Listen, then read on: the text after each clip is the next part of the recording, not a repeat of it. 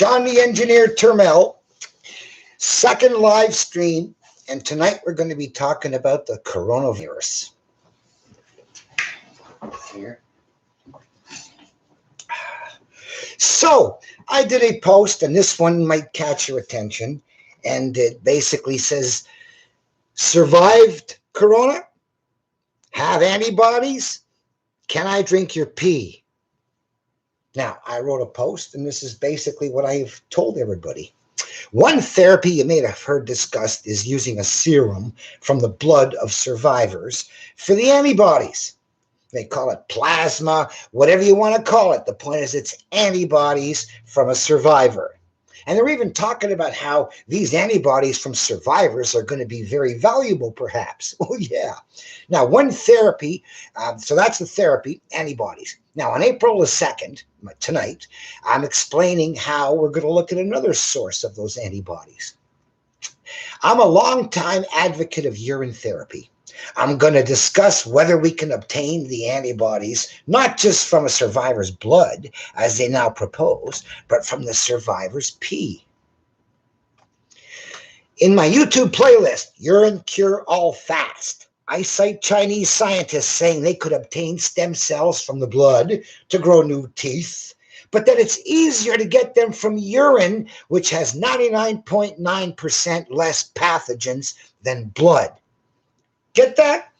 The kidneys filter out 99.9% of the dirt in blood to only let through the 3,000 good bits.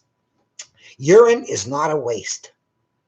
Would God have been so stupid to use a waste tube for the male reproduction? To put a waste tube right beside the birth canal? No. If urine is not a waste, though, using the cleanser tubes, as he did, is not stupid at all, but brilliant engineering. So, urine, let's see. Then I'm going to discuss why the panic looks like a hoax by determining where over and under estimates were made and whether they were made to hype the threat or downplay it. Who better than the Taj professor to catch statistical lies? Because I was known as the professor at the Trump Taj Mahal poker room in Atlantic City in the late 90s. And everybody remembers me from those days. So right now, the numbers seem no worse than a weak cold. Remember, death rate for flu is 10% of confirmed cases, though you're told 0.01%, but that's of estimated cases. All right? So they multiply the denominator by 100, and they say, oh, flu only kills 1 in 1,000. But actually, of the confirmed cases, it's 1 in 10. So keep that in mind. It's the prime number for this whole story, is that the death rate for regular flu is 10% of confirmed serious cases. Okay? Now, first of all, if I end up in a hospital, I'm going to ask for the pee of a survivor. Checking out now healthy, all right? Oh, you survived? Okay, can I have a cup of pee, please? So anyway, now, so the statistical lies. Now, so the U.S. says it's Chinese bioweapon. China says it's an American bioweapon. If it is a bioweapon, that may act differently than the regular flu and get worse.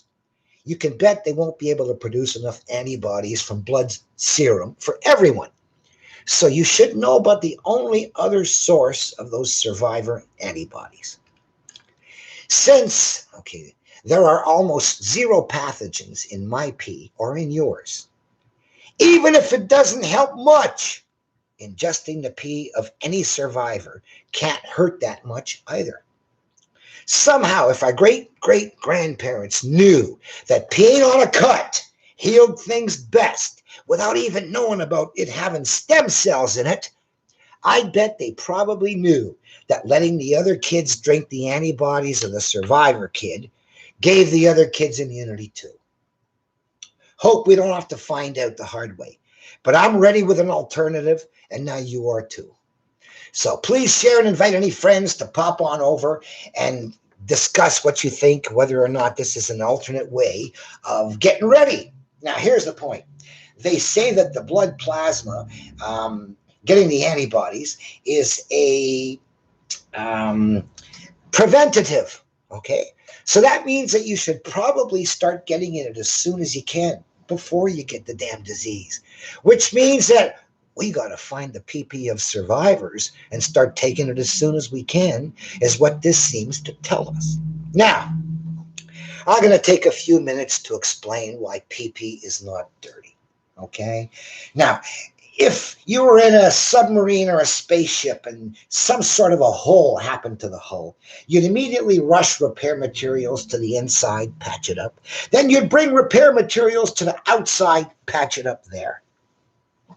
Now, urine is the way to send medicinal components to the outside for whatever use you want, exterior, or you can recycle it, which is a wise thing to do, which I've been doing since 1997 or 6.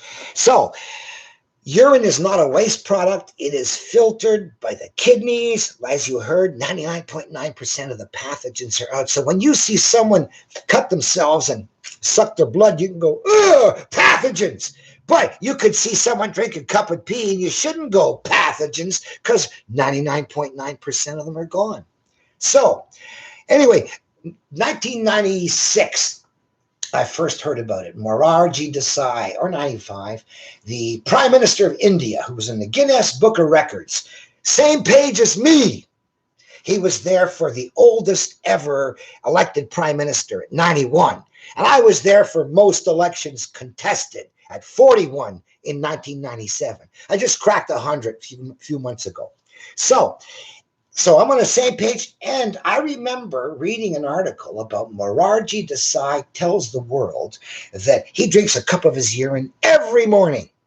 Now, of course, the whole world is laughing at this. Sounds like some sort of a backward, rube, hick thing and I cut it out and stuck it in my journals, which I like to do in important, interesting articles.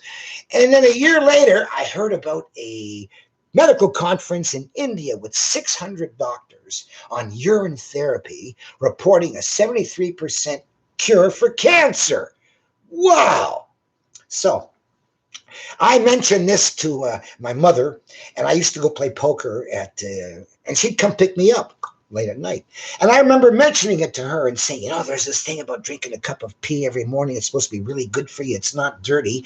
And about 10 days later, as we're getting in the car, I look over and I say, geez, Mom, what happened? You look 10 years younger.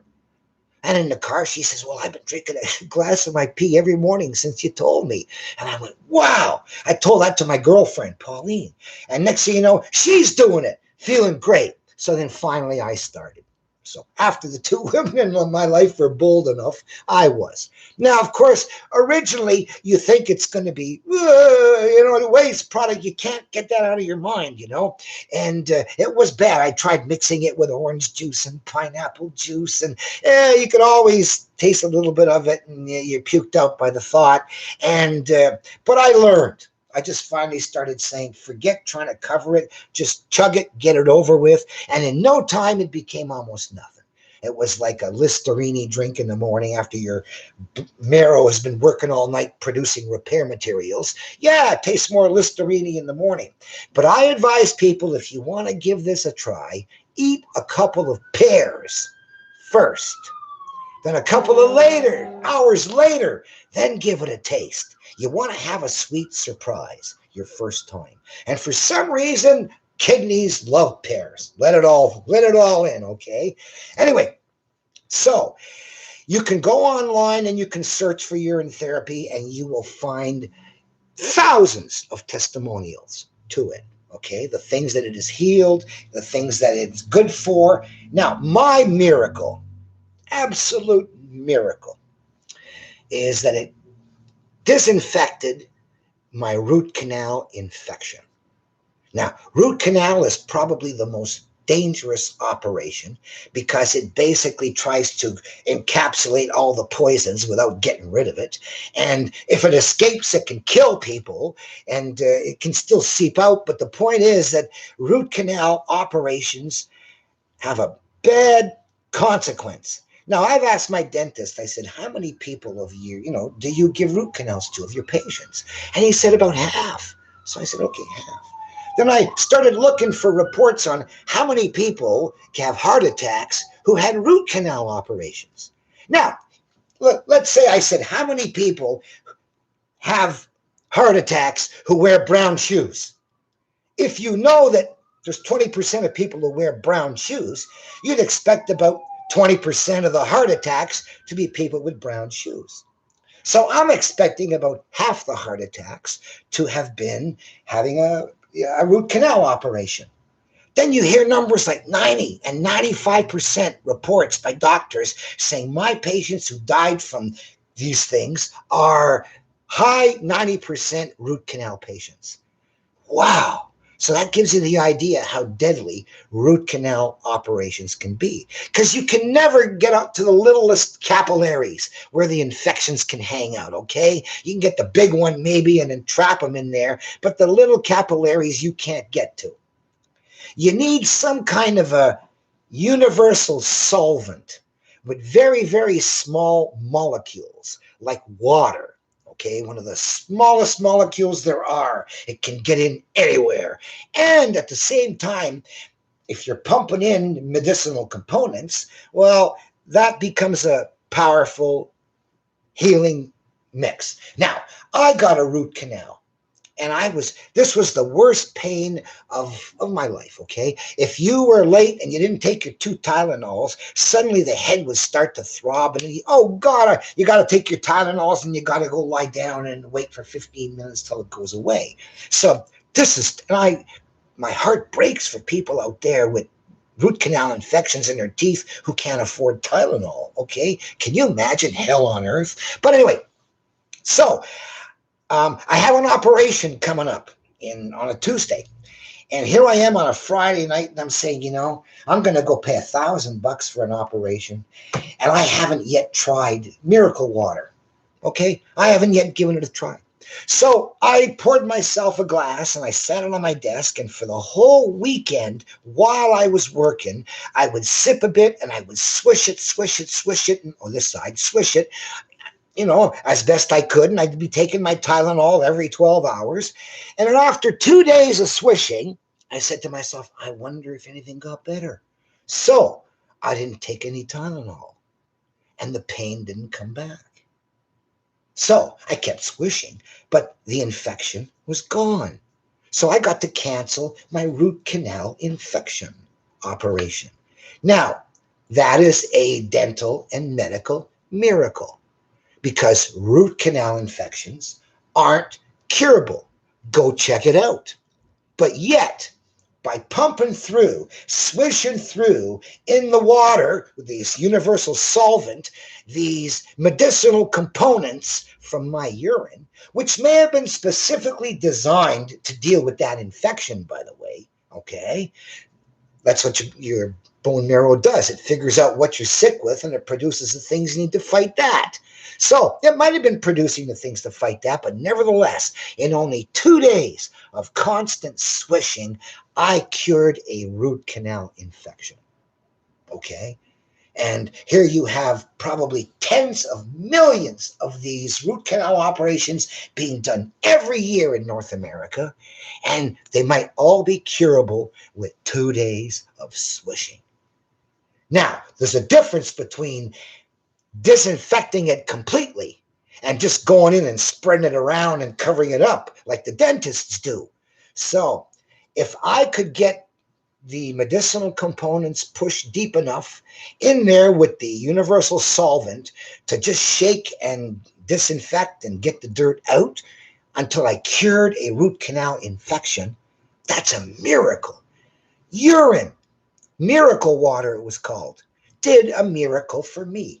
And whenever I talk about urine, I always tell people that story because it is probably the most important poison that's causing a lot of disease across our sophisticated world, where we have dentists who can get in there and they can dig it up and spread it around. And so we have the technology to do that. So I have found a way, using my own waters of my own cistern to disinfect one of the world's greatest medicinal poisons. Okay, a root canal infection. So there's my testimonial. Now, I remember once I had a guy coming in to fix a copier, and for some reason, I was telling everybody about this. Did you know that this stuff isn't waste? That it's actually cleanser and medicine? And as I'm getting there, before I even tell him what it is, he breaks out into a big smile. And I said, "Oh, you've got your story, don't you?" And he said, "Well, yeah, I do, actually." I said, "We were in Florida with the boys, and one of us got stung by a jellyfish. Okay, and the leg is all swollen. We're worried about him dying. And we rush into the pharmacy, and we ask the guy, 'What do you got for this?' And the pharmacy says, 'Well, I could give you this, but the best thing you could do is pee on it.' So he says, for the rest of the trip, we had the guy in the bathtub and we're drinking beer and peeing on our buddy, on our buddy's leg.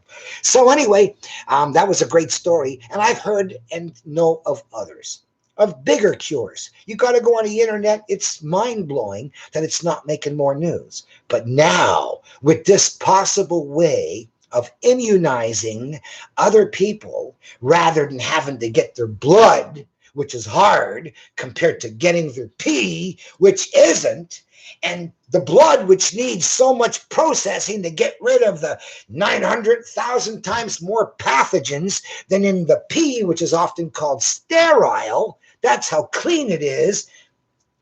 Wow, isn't that amazing?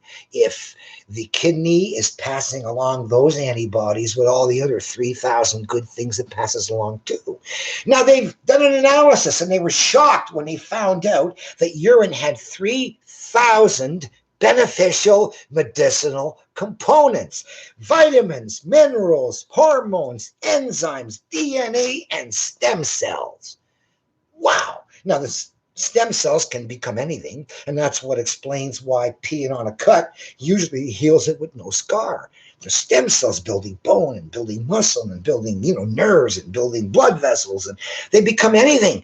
And where are they freshest? Right in your pee-pee, picked up right out of the blood, leaving the 99.9% of the pathogens behind. So, if urine is a way to immunize using the plasma theory, that we're going to get the bodies out of the plasma of the survivors, well, the kidneys do that for us already. We just got to get some of the plasma from the pee-pee, and that hopefully might be what we need to have a minor dose of, and train our immune system to join these antibodies and learn how to kick the same butt. So, now, the hoax. Is it a hoax? Well, look, I got a few headlines here, and this is the great news, actually. But it goes down to this. You have the Imperial College that a few weeks ago caused the panic. And they announced that there were going to be 500,000 deaths in the UK.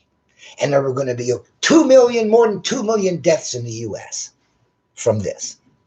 And now they have estimated it again. They've changed their estimate and dropped it by a factor of 25, from 500,000 down to 25,000.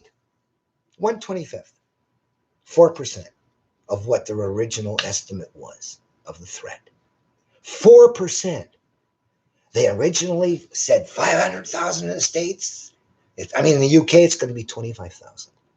Now, what's that percentage of the 2 million? Okay. Well, actually, the what's her name? Birx or Bix on the internet. She is the one who told them that admitted that they're Dr. Birx, that the predictions were wildly exaggerated. And she said, "Oh, look, it's actually 1/25 of 500,000. And in the US, it could be 100,000 to 200,000. Well, 100,000 isn't 1/25 of 2 million. It's close, 80s, but 200,000 isn't 1/25th, 4% of 2 million. So she exaggerated on the high side. I don't know why, because if she just said fairly, look at it's 4% of the previous estimate. 2 million means that it would have been 80,000, which is like a bad flu season. Okay? So now, that's what we've heard about the overestimates. Now, there have been more overestimates. You heard from WHO, the director of WHO, Tedros, who says that 3.4% death rate. Now, he's talking about of confirmed cases. And remember, for flu, confirmed cases, it's 10%, okay, of the confirmed cases. So when I saw that, I said to myself, wow, this new one is only a third as bad as the flu. If the flu's serious cases kill 10% and the corona's serious cases only kill 3.54%, that's only a third. This is a weak flu. And then I keep seeing, now, next thing you know, they don't say flu is 10% of confirmed cases. They say we estimate the flu infected 100 times more people than we know about who didn't have any symptoms. Now, you can say the same thing about corona, but they didn't do that estimate. They just simply said confirmed death rate, 3.4%. Well, for flu, confirmed death rate, 10%. But if you do estimated, now it goes down to 100th of that, 0.1%. So when you heard Fauci and other experts talking about the flu's death rate being 0.1%, that is of estimated. And they don't have estimated for corona. So when you're comparing the corona death rate for confirmed cases to the flu's death rate for estimated cases, that's apples and oranges. That tells me scam. Now, the question is, which way is the misestimate working? To promote the threat and the panic, or to reduce the threat and the panic? Well, they say 3.4% was the death rate for corona, but now they lowered it down because the US, it looks like 2%, but they don't know how many more are going to, not die who are infected already. And other places are down to 1.2%. And now they're saying it might be as low as 0.5% death rate, okay, compared to 10 for flu. So they may have exaggerated the death rate to 3.5%, which might actually be as low as 0.5 by a factor of 7. But they underestimated the flu's rate 10% down to 0.1%. So they amplified the danger of the corona and they minimized the danger of the flu by 100. Maximize the danger of corona by 7, minimize the danger of flu, or minimize it from flu by a factor of 100 or more. Wow! So you know that the powers that be who control Mr. Fauci are wanting you to believe that this is worse than it really is. Now, what else we got now? We've got the Prime Minister of Brazil, Bolsonaro, who says, hey, just treat it like a flu. Go to work, do your stuff. You get sick, spend 3 days in bed, and don't go see Granny, okay? And now, that takes guts. Why? I'll go into that later. Another one. We have 10 more leading experts take issue with the government's danger numbers, all right? That takes guts. Extra guts. Why? And then finally, Trump versus Fauci battle of agendas. High wire with Del Bigtree. Some great information, up to date, going on by Del, who's an anti-vaxxer, okay? And I am an anti-vaxxer because I know they can't have tested all the combinations, all right? Every new thing doubles the number of previous combinations to be tested. And I gave the equation earlier on, for every 10 doubles, you got 1,000 combinations. You got 20 doubles, you got 1,000,000 combinations. Did they test 1,000,000 combinations? Come on. So, and then John Rappaport, he's saying, turn the economy back on. Even Fauci's confessing, let's go back to work. That takes nerve, okay? And now here's why. Because you'll get guys like Chris Cuomo who will say Trump's okay with some elderly dying off to bring back the economy sooner, which means that no matter when he stops it, if someone's still dying, that's what they're going to be saying. Those people wouldn't have died if you hadn't brought back the economy so soon. That's what they're facing. Now, here's the point. If the people who are screaming pandemic, danger, danger, are right, fine. But if they're wrong, what happens? Oh, you just lost some cash. You were afraid for nothing, that's all. Now, the people who say, hey, the danger ain't there, if they're right, fine, they save us some cash and other kinds of stuff. But if they're wrong and the danger is there, then you'll have the Chris Cuomos of the world screaming at them, geez, if you hadn't, opened up again, then it wouldn't have been so bad, okay? So the people who are taking one side are playing safe because any kind of a danger, look at global warming, same argument applies.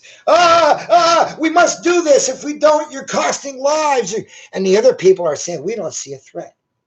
Now, because it ain't getting warmer for 22 years of pause. That's what tell me when it starts getting warmer again, since 1998. But still, it's the same idea. You got the people who how many university professors lost their funding because they say, I think global warming is going to get worse? And how many lost their funding if they said, I don't think global warming is bad at all? So that tells you what the establishment wants you to think.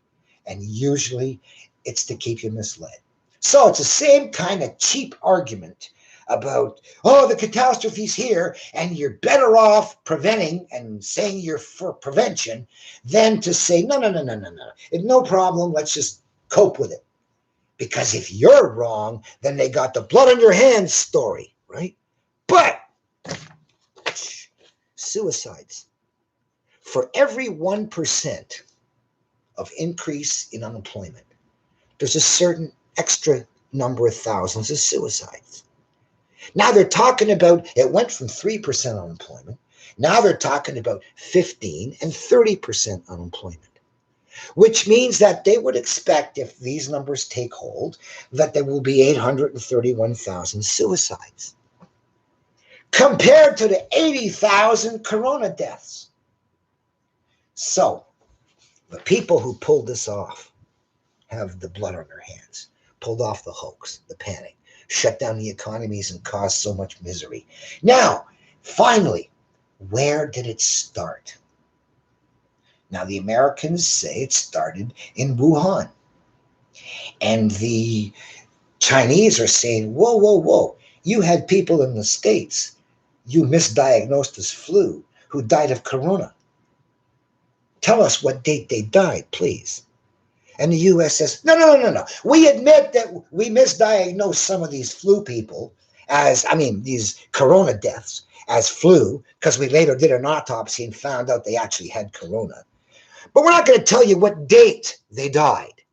We don't want you to think it was before the outbreak in Wuhan. So, interesting arguments on both sides. Now, Wuhan had these biotech labs in the city. And it just so happens that Fort Detrick Biotech Lab was shut down in the United States in August last year. And there were some of these mysterious respiratory outbreaks they called the vaping disease. Remember that? That had this weird opaque glass x-rays in their lungs for some reason.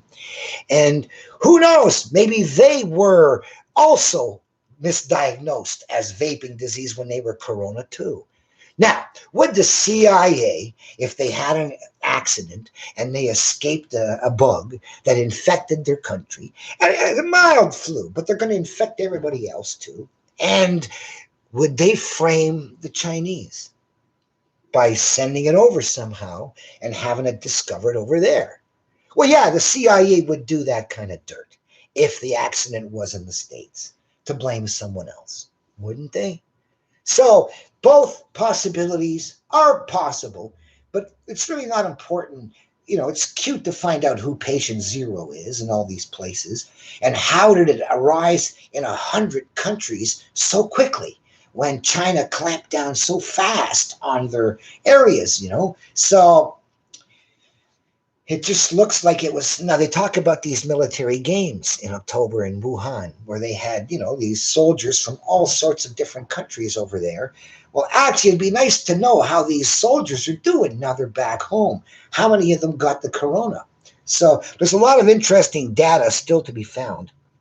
But the final best news is you got all these people who are saying this has been a hoax and it's been done with stats that were fraudulently inflated and deflated. You got to admit that by now, okay? And they were always working to height the panic. So, now the best part of all this, where are they even? There it is. Donald Trump spotting the golden opportunity. Says that with zero interest rates for the United States, with interest rates for the United States being at zero, this is the time to do our decades-long awaited infrastructure bill. It should be very big and bold, $2 trillion, and be focused. Donald, make it 10. Make it as much as we need, as many chips as we need, if we got people willing to back it up with work. So, now, I wrote, and with a lifetime to pay back an interest-free debt, little chance of default, right?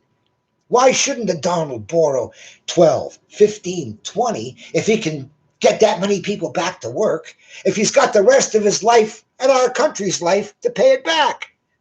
Whoa! Grab as much as you can to put as many people to work as you can. This is the time. Yeehaw! So I sent him a tweet. Now, new report. Helicopter money is a response to the COVID. Everybody, I'll do the mortgage death gamble analogy for you. The game. Everybody borrows 10 liters of liquidity from the pump house. Okay? And they all promise to bring back 11 at the end of the game. Then they go dump it in the economic pool. Now, everybody tries to come up with 11. Now, they all pledged their watch to get the 10, all right? But now they're in the pool trying to come up with 11. So the first guy comes out with 11, gets his watch back. Second guy comes out with 11, gets his watch back. Third, fourth, fifth, sixth, seventh, eighth, ninth comes out with 11, gets his watch back. And the 10th guy, there's only 1 liter of liquidity left in the economic pool, and he can't come up with 11. So the banker forecloses and takes his watch, resulting in not more liters of liquidity, not more money chasing the watches, but the same liquidity chasing 9 watches after foreclosure. So that is the problem. Everybody got the principal P, but everybody owes principal plus interest. Now, there is a way to convert the interest into a service charge just by paying the interest up front. But nobody would ever do that, and no one would suggest that. But that is a way to avoid the death gamble mortgage where somebody gets knocked out like musical chairs. So, 2 ways to fix the imbalance in the money and in the debt. Old social credit. They knew they couldn't control the increase in the debt. So they said, what we're going to do is we're going to measure how much it grew, and then we're going to print it up and give it to the people so they can pay it off. Keep it balanced. That's a social credit numerator solution. Now, Johnny Engineer, who ran a casino, said, I'm not going to bother watching how much the debt grew to balance it out. I'm going to get rid of the interest so that P is over P, and I don't need to watch. So, while they will add money in the numerator to balance the denominator, I will eliminate the interest factor in the denominator to balance the numerator. So that's the difference between Major Clifford H. Douglas social credit, which is more money in the numerator, and John Turmel's poker chip credits, no interest, but everything else you got to put back. So anyway, I don't have to do any measurement, therefore it's easier my way, more efficient, not have to watch for the imbalance and then compensate when I can just eliminate the imbalance right up front. So helicopter money, they're suggesting in Britain, giving everybody $1,000. That's what they call helicopter money. Now, I would rather simply give everybody an interest-free credit card. Because let's face it, admit it, when you are going to have to pay back what the government takes out to finance your survival, you're going to pay taxes, right? So I'm saying instead of paying taxes for what the government manages to come up with for what you need, and probably a fixed number like 1,000 when you need 1,500, instead of that, okay, somebody paying tax for that up front, I say no tax, but you owe it. And now you can pay off whatever you need. And that way everybody pays off exactly what they used. So what's smarter? Giving everybody the same thing or giving everybody an interest-free credit line and saying no taxes, but you got to pay it back. And the other way it's, well, you don't have to pay it back, but now we're going to tax you. What do you think's better? So anyway, that is the great news on the financial front. Donald Trump can put everybody back to work using interest-free financing that they can use the rest of their lives to pay back. Isn't that neat? Now, if he can extend those accounts to people, well, then that's my ultimate world solution. Everybody has an account at the central bank. And my Spock poem, which I did in yesterday's video, I'm going to do it again just to practice. If Mr. Spock could all alone at if Mr. Spock at Computer Central all alone debug bad code to save a planet from the danger zone, no help he needed from the low-tech others with no clue. What Spock could do, the engineer says, I can do it too.